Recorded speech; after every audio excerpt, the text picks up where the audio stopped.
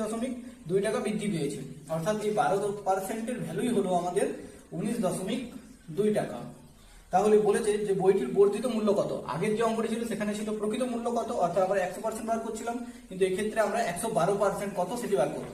তাহলে দেখো 12% সমান যদি এত হয়, 19.2 হয়, তাহলে 1% সমান কত, বাই 12 ইন্টু আমাদের বর্ধিত মূল্য অর্থাৎ 112 এর ভ্যালু কত।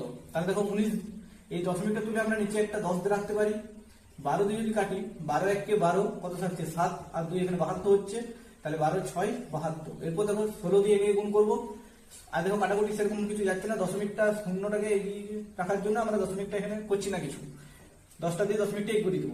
তাহলে দেখো 16 দিয়ে যদি গুণ করি, 16 দুইয়ে 32, হাতে 3, 16 1 কে 16, আর 3 19, আর 16 1 কে 16, আর 1 কে 17।